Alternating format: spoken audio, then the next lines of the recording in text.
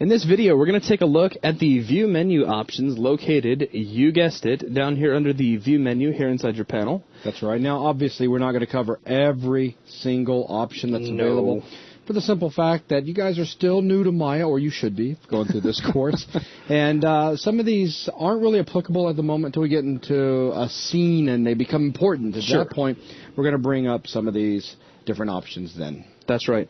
And the first thing you're going to see under the view menu is the ability to select your camera. You may have forgotten by now, but every single viewport that you can manipulate and adjust is attached somewhere to a camera. In this case, we are plugged into the persp or perspective camera, so I can choose select camera like so, and we get the persp camera selected. I can now come in here and make any adjustments to any of its attributes, such as its translates, rotates, scales, or some of the more important ones, such as focal length for zooming and whatnot. Right, and later on we're also going to show you guys how to attach image planes to cameras as well, and you'll have access to your image plane up under here too. Absolutely. Now, just as a note, the select camera option is going to be dependent on which viewport you're in. So if I go under view here in my top view and choose select camera, I have now selected the top camera. That's right. So just keep that in mind. Let's go back over here to the perspective view. I'll just pop that full screen. Now let's tear this back off. Next under this, we have previous, next, and default home view options. And what these are going to do is allow you to kind of jump back and forth Undo and redo view navigational movements. That's a great way to look at it. So if I rotate around, let's say I have a really complex model in my scene like this. Ooh, wow. Yeah, you got to be impressed with the modeling skills now. And I decide that this is like such a great view of this cube, but by accident, I kind of jump my viewport a little bit. I can choose previous view, and that'll take me back. I can keep on hitting previous view, and at this point I've gone all the way back to the new scene. Then I can go to next view, and it's kind of like redo. That's right. And we have hotkeys for these as well, if you'd like to familiarize yourself with them. These are the left and right bracket keys. So as I put focus back on my viewport, if I hit left bracket key, I'm hitting, this is like previous view, right bracket key is next view. That's right. Now, should you ever get abhorrently lost and you cannot find anything in your scene, you know, and you're 65 miles away from wherever it is you need to be and totally scared, you can hit the default home command, and what this is going to do is take you right back to that scene you saw when you first launched Maya. It just zooms you right up on your grid, no matter what's in your scene. It's a great thing to do when you're just totally confused. I have to use it a lot. So, down from here, we have look at selection. Now, as we've been playing around, you've probably seen us hit the F key to frame a selection, which is actually the same as the frame selection command, which I'll talk about very briefly here in just a moment. But let's say you don't want to move the camera really far. It's like, you know, that cube now, I mean, that's a good 1.5 miles away now. We don't want to fly all the way out there. We're working over here, but we want to see where this object is.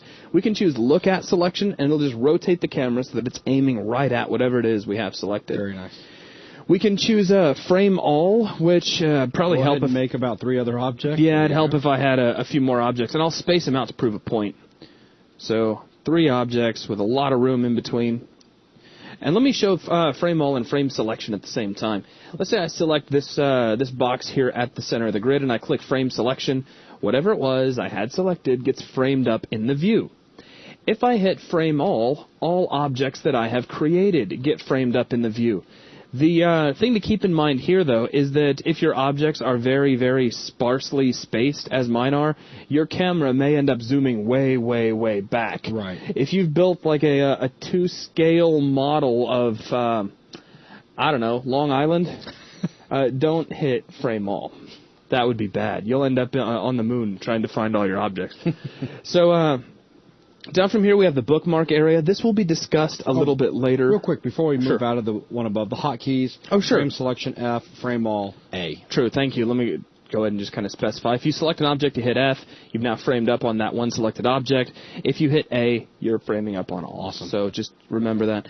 The bookmark area, we're not going to discuss right now because that's actually going to be brought up later on as we need it in a future lesson. Just a quick mention, it is a way of storing various camera locations that you create yourself or utilizing default ones that come with a new scene.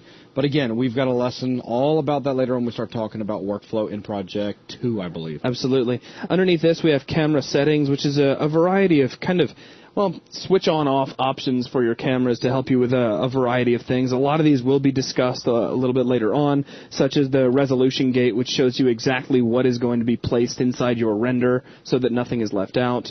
We'll go ahead and switch that for the time being back to no gate because we are going to focus on that a little further down the road. If for some reason you need the attribute editor for your camera, you can click Camera Attribute Editor, and we get the camera shape node. There you go. With all of the important attributes for your camera. And, yeah, that's all there is to it. And it opens the attribute editor. It just saves a couple of steps. We have focal length and all sorts of other things in here we can play with. And let's see, from here we have the camera tools, which I have already discussed. True. And the image plane option, which is going to be very, very useful a little bit later, but for now is a little out of place. So that's everything that is included in the view menu. The big guys in here, the ones you're going to be using more than probably anybody else, are going to be the previous, next views, as well as the frame selection and frame all. That's right. These are the ones you're going to use more than anything else. So really, with that, that's going to wrap up this video. Thanks a lot.